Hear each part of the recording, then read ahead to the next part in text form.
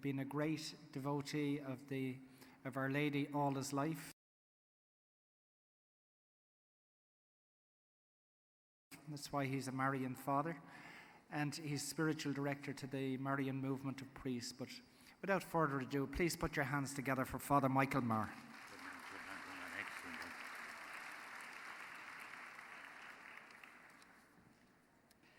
The 100th anniversary of Our Lady's appearance to the 3 little children at Fatima is with us.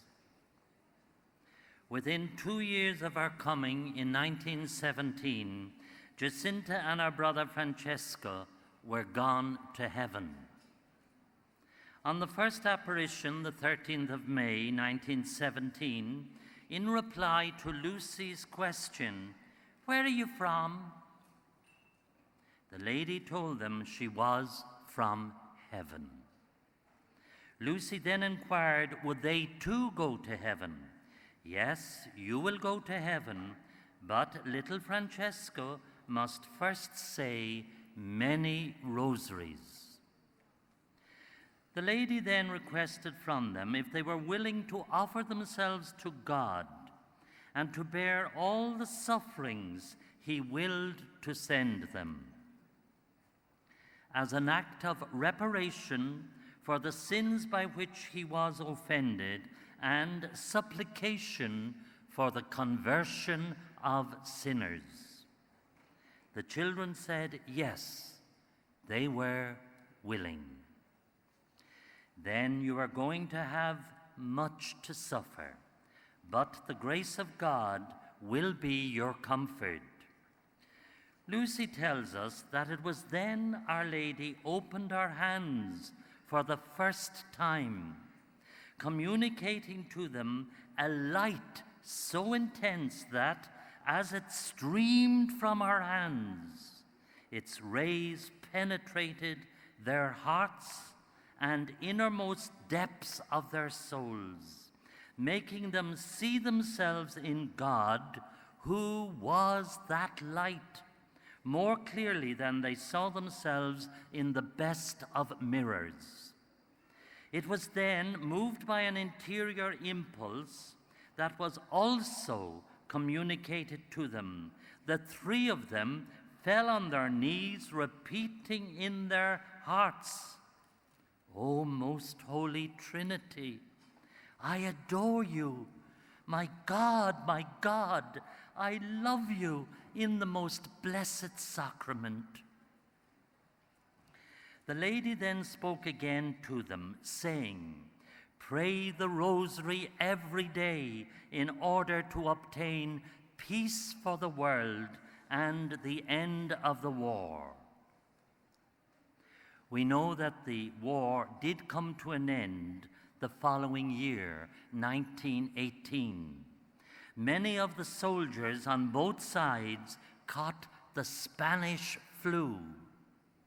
Both little Jacinta and our brother succumbed to it as well, and suffering a lot, they both died with it.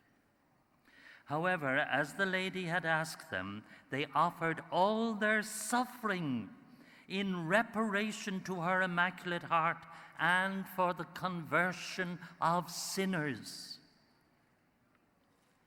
Lucy was very sad with both her cousins gone to heaven. But we must remember what Our Lady had said to her. "You are to stay here some time longer. Jesus wishes to make use of you to make me known and loved. He wants to establish in the world devotion to my Immaculate Heart. I promise salvation to those who embrace it, and those souls will be loved by God like flowers placed by me to adorn his throne."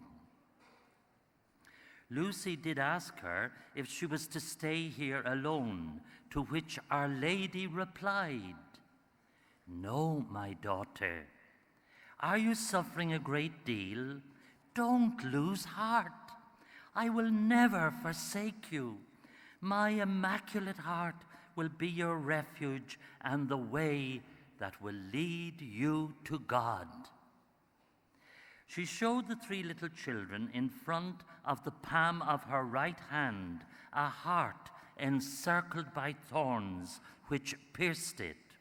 Lucy tells us in her memoirs that they understood this was the Immaculate Heart of Mary, outraged by the sins of humanity and seeking reparation.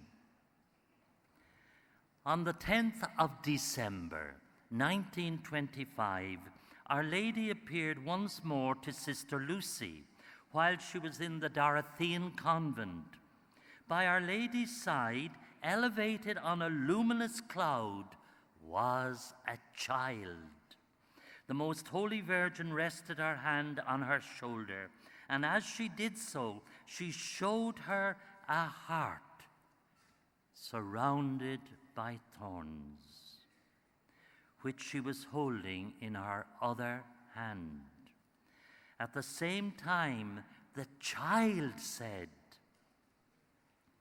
"Have compassion on the heart of your most holy mother, covered with thorns, with which ungrateful men pierce it at every moment, and there is no one to make an act of reparation to remove them."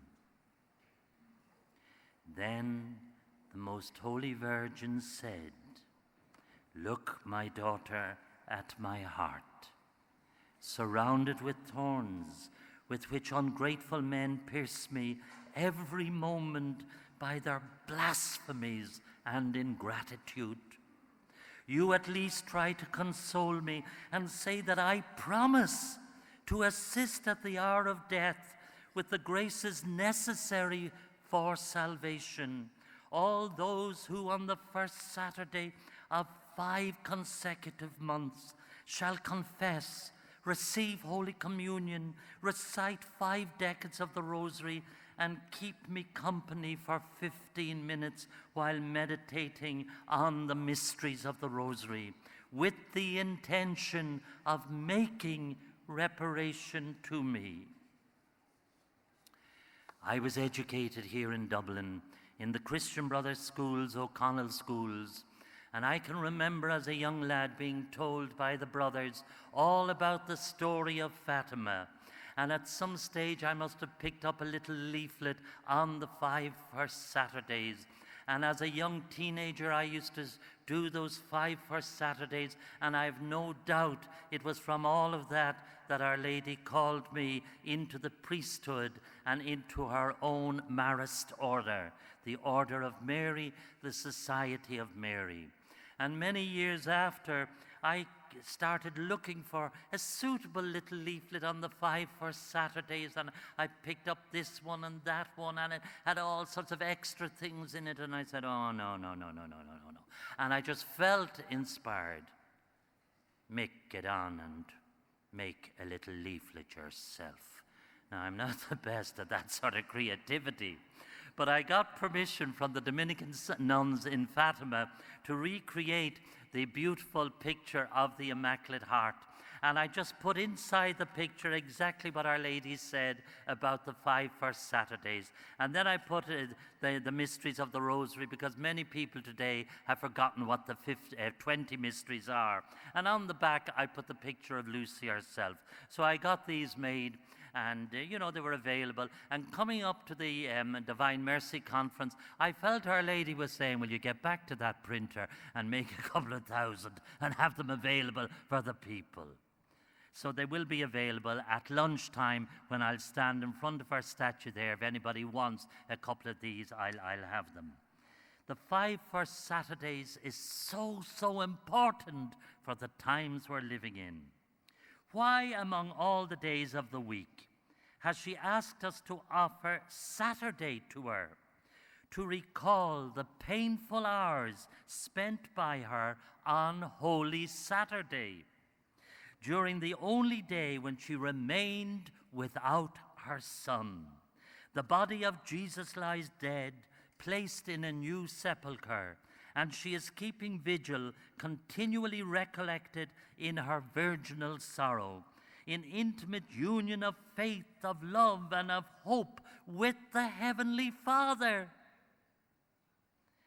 She wants us all to enter into the secure dwelling place of her spiritual motherhood.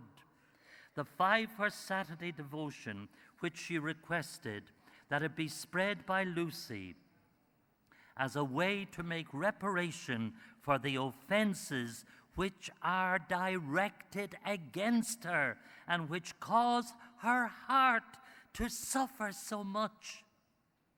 Among the errors which are being diffused today, there are even those which touch the person and the honor of your Heavenly Mother.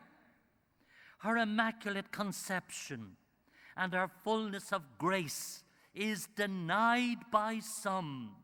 Others no longer believe in the great privilege of her perpetual virginity and her divine and universal motherhood. And those children who have particular need of her, such as tiny babes, the little ones, the poor, the simple, and the sinners, are kept far away from her. Moreover, even her images are often removed from places of worship. To make amends for these offenses, which are committed against the Immaculate Heart of our Heavenly Mother, she is asking us to propagate again today the devotion of the 5 first Saturdays of the month. Way back in 1981, my mother, who was very much alive then, and myself went to visit a Cistercian priest who came from my home parish of Fairview, Eugene Short, 40 years of age.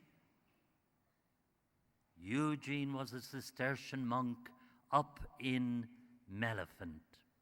And I'm told, or was told by Father Berkmans, that when Father Eugene was making the way of the cross one day, and he came to the 6th station, Veronica wipes the face of Jesus. Father Eugene said, "Jesus, even if you need the disfiguring of my face, your will be done." The following week, he got a massive stroke, and the whole side of the face collapsed. And no hospital would keep him because his heart was so sound, 40 years of age. He ended up in the geriatrics opposite the train station in Drogheda, and it was there my mother and I visited Eugene. His eyesight was already gone. He couldn't speak. And over his bed was the very first image I ever saw of the Divine Mercy. And alongside of it was the beautiful picture of the sorrowful Immaculate Heart of Mary. And Father Berkmans told me that whenever he went into Eugene, since Eugene couldn't speak but could hear, that Eugene, knowing Berkmans was there at the side of the bed, Eugene would make the letter T with his 2 fingers. And Berkmans knew what Eugene was trying to say. Totus tuus, I'm all thine, my queen and my mother, and all that I have are thine. He'd already arranged his eyes for the eye bank and his body at the College of Surgeons. I'm told on good account, the person who got Eugene's eyes, they now can see. And after the College of Surgeons was finished experimenting on the dead body of Eugene, what was left went back to Melephant. Totus tuus. She's asking us in our consecration to her Immaculate Heart to give her everything. The consecration to her Immaculate Heart is vital for all of us. She wants all in order to save souls. She wants us to bring this poor ailing humanity to the maternal clinic of her Immaculate Heart, that it may be healed by your Heavenly Mother. We do this when we bring everyone, priests, faithful, children, youth, and families, to the consecration to her Immaculate Heart.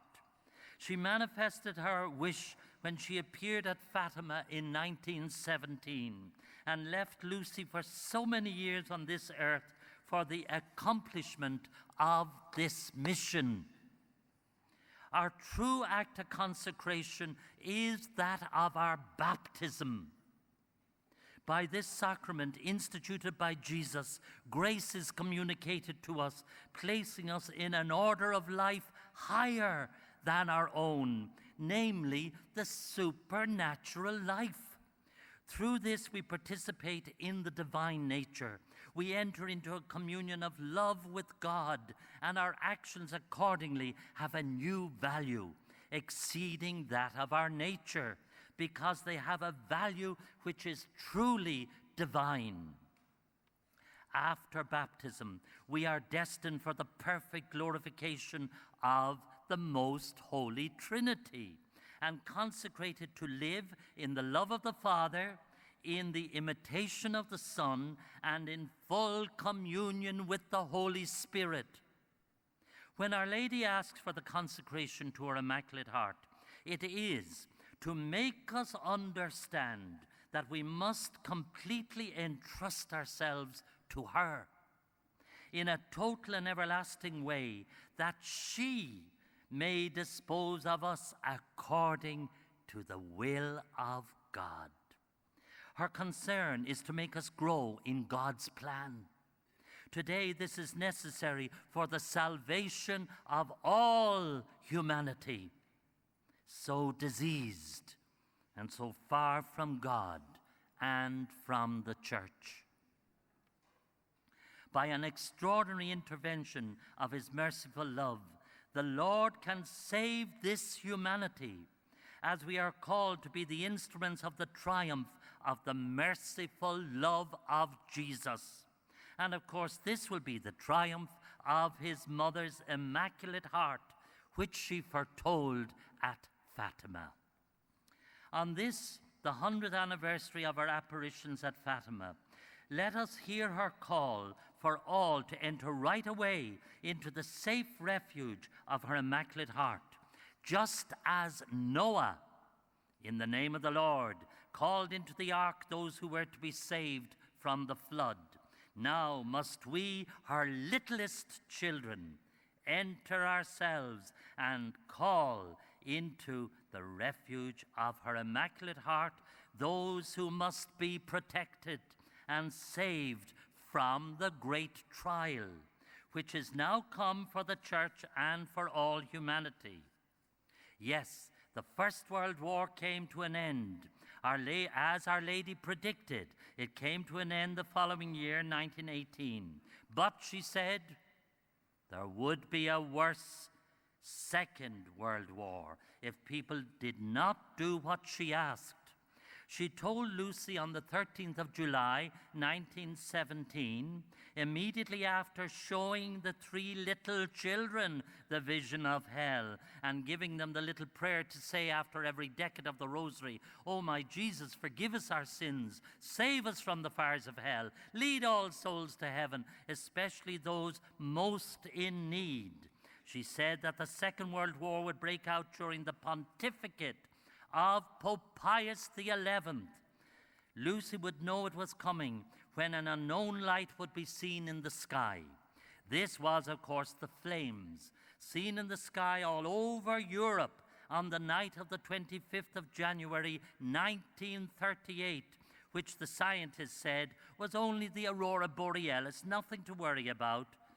Lucy, who saw it from our convent window, said, "It could not be thus, as the flames came from the north of Europe right down to the Mediterranean." She said it was the great sign that God was about to permit the punishment of the world. 6 weeks later, on the night of the 12th of March, 1938, Hitler marched into Austria, the spark that would set off the Second World War. And Pius XI was the Pope.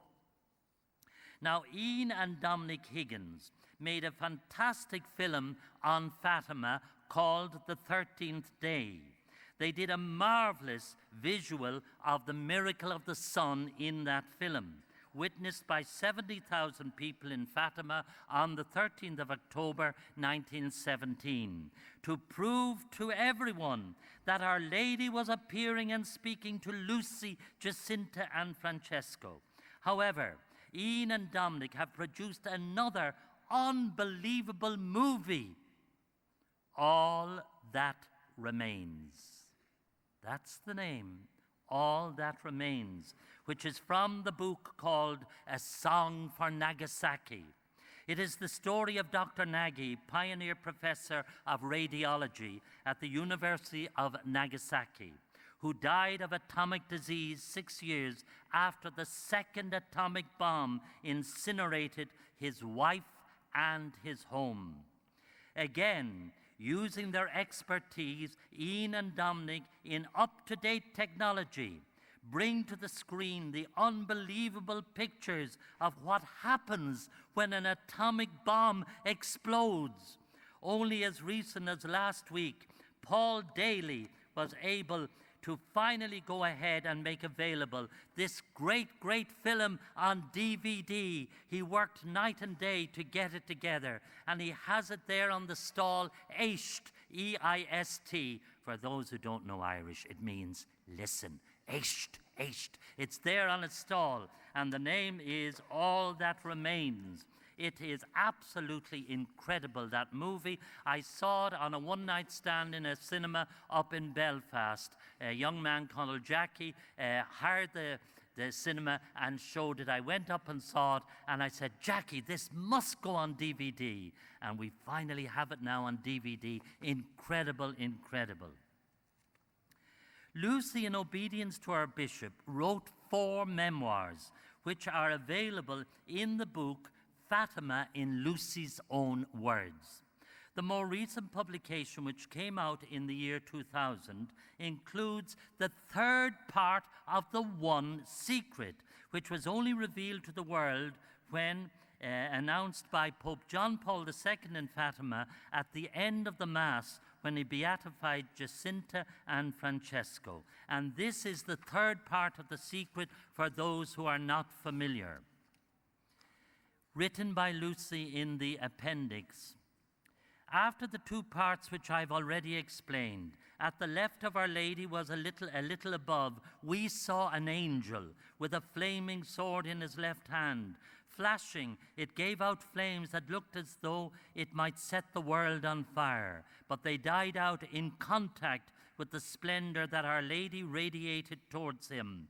From her right hand, pointing to the earth with his right hand, the angel cried out in a loud voice, penance, penance, penance. And we saw in an immense light that is God, something similar to how people appear in a mirror when they pass in front of it, a bishop dressed in white. We had the impression that it was the Holy Father.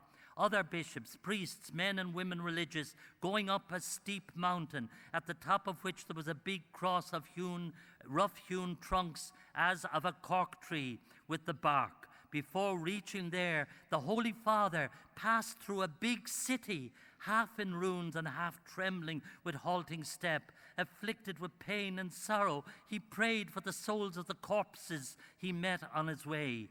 Having reached the top of the mountain, on his knees at the front of the big cross, he was killed by a group of soldiers who fired bullets and arrows at him. And in the same way, there died, one after another, the other bishops, priests, men and women religious, and various lay people of different ranks and positions. Beneath the 2 arms of the cross, there were 2 angels, each with a crystal aspersorium in his hand, in which they gathered up the blood of the martyrs and with it sprinkled the souls that were making their way to God. There you have now the 3rd part of the secret.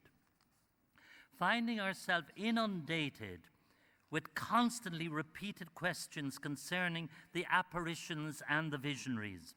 The message they received and the reason for some of the requests contained in the message, and feeling that it was beyond her to reply individually to each questionnaire, Lucy herself asked the Holy See for permission to write a text in which she could reply in general to the many questions that had been put to her. The permission was granted, and hence we get her book, Calls from the Message of Fatima. The work is, in effect, a long letter written entirely by Sister Lucy and addressed by her to all those who have written to her concerning their doubts, questions, and difficulties, and their desire for greater fidelity in living up to what was asked from heaven in Fatima. At the time of its publication, Cardinal Ratzinger, who went on to be Pope Benedict, he said, "This book, Calls, is the most important book for Catholics for the 21st century." And we've managed to put into the book, at the very front, we have put a DVD, and at the very back, a DVD. One from the memoirs and one from the Calls. So in getting that book, you get the 2 DVDs, and they're both available at the stall in here. The stall is Calls from the Message of Fatima. Lucy had hoped she might die on a first Saturday of the month or on a 13th. Dr. Branca, who was here with us some years back, her lady doctor, asked her why the 13th, and her reply was that for her, the number 13 signifies one God, 3 persons. One God, 3 persons. The great mystery of the Blessed Trinity. On the 13th of June, 1929, in our Dorothian convent, the following happened for her. She got permission always to keep a holy hour from 11 till 12 on the Thursday before Friday. And she says what happened to her on this particular night, the 13th of June, 1929. I had sought and obtained permission from my superiors and confessor to make a holy hour from 11 until midnight, every Thursday to Friday. Being alone one night, I knelt near the altar rails in the middle of the chapel, and prostrate I prayed the prayers of the angel. Feeling tired, I then stood up and continued to say the prayers with my arms in the form of a cross. The only light was that of the sanctuary lamp. Suddenly, the whole chapel was illumined by a supernatural light, and above the altar appeared a cross of light reaching to the ceiling. In a brighter light of the upper part of the cross could be seen the face of a man and his body as far as the waist. Upon his breast was a dove, also of light, and nailed to the cross was the body of another man. A little below the waist I could see a chalice and a large host suspended in the air, on which drops of blood were falling from the face of Jesus crucified and from the wound in his side. These drops ran down onto the host and fell into the chalice. Beneath the right arm of the cross was Our Lady, and in her hand was her Immaculate Heart. It was Our Lady of Fatima with her Immaculate Heart in her left hand, without sword or roses, but a crown of thorns and flames. Under the left arm of the cross, large letters, as if of crystal clear water, which ran down upon the altar, formed these words: Grace and Mercy. Grace and Mercy. That is the account of what Lucy saw. When Pope Francis became Pope, or rather at the end of that account, Lucy says, I understood that it was the mystery of the Most Holy Trinity which was shown to me. And I received lights about this mystery which I am not permitted to reveal. When Pope Francis became our Pope, he asked the bishops of Portugal to put his papacy under the protection of Our Lady of Fatima. On the 11th of January this very year, 2017, Pope Francis blessed 6 statues of Our Lady of Fatima, showing her immaculate, sorrowful heart. These statues were to be brought to each continent for prayer and reparation for world peace and to promote the sanctity of family life in our world. One of these statues, the very first one to be brought into Europe, is coming into Ireland next Wednesday, and it's being brought direct to DCU.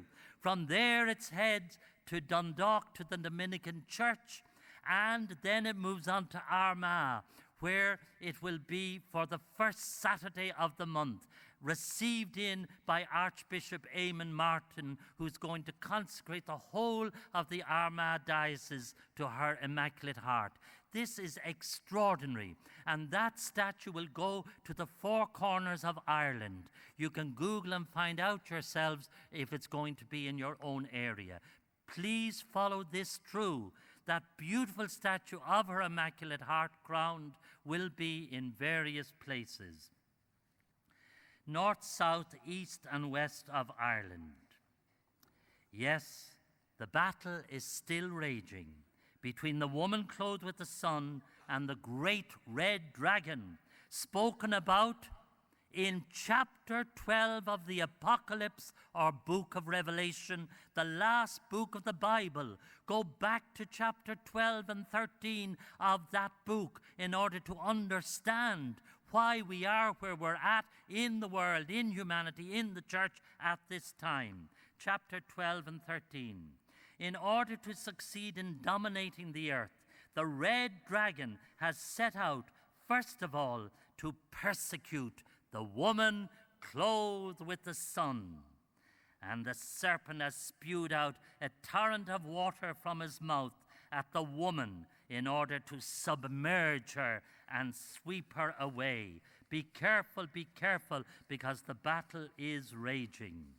Now, I've lost my page. Hold on a minute till I find it. Isn't this desperate? Do nothing till you hear from me, because I've one more page. And Don, if you're getting anxious, I'm nearly finished. Yeah. I found it. Yeah, okay, yeah. What is this flood of water, if not the ensemble of those new theological theories by which an attempt is being made to bring our Heavenly Mother down from the place where the most holy Trinity has placed her, daughter of the Father, mother of the Son, spouse of the Holy Spirit. Thus it has been possible to obscure her in the souls, in the life, and in the piety of many of our children, even to the point of denying some of those privileges with which she has been adorned by the Lord. To take flight from this great torrent of water, the wings of a great eagle were given to the woman, and thus she was able to find a place for herself in the desert.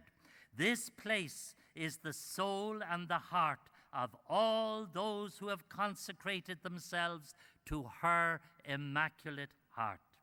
Thus, each day she makes their desert blossom within her garden, where she can still carry out her work faithfully, and where the most holy Trinity can receive perfect glory. At Fatima, on the 13th of June 1917, she encouraged Lucy not to lose heart, that she would never forsake her, that her Immaculate Heart would be her refuge and the way that would lead her to God.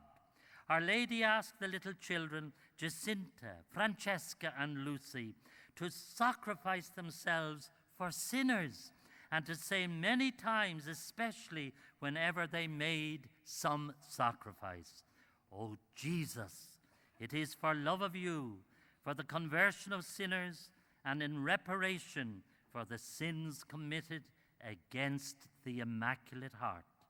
She told them that in the end, her Immaculate Heart would triumph. The 13th of May, in the Coved area, appeared, oh so brilliant, Virgin Maria.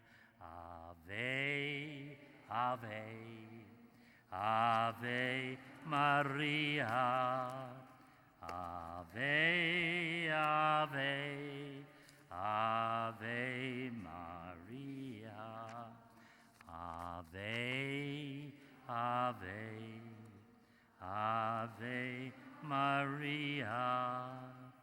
Ave, Ave, Ave Maria.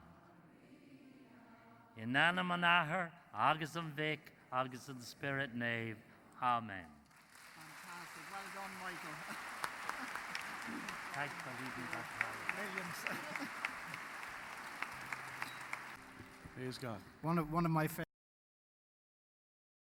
favorite hymns. Well done. Beautiful, beautiful hymn. Always inspires me. So now, and by the way, I meant to say there, Father Michael is the one who introduced Father Cathal Price into the Divine Mercy, and I meant to thank him for that as well.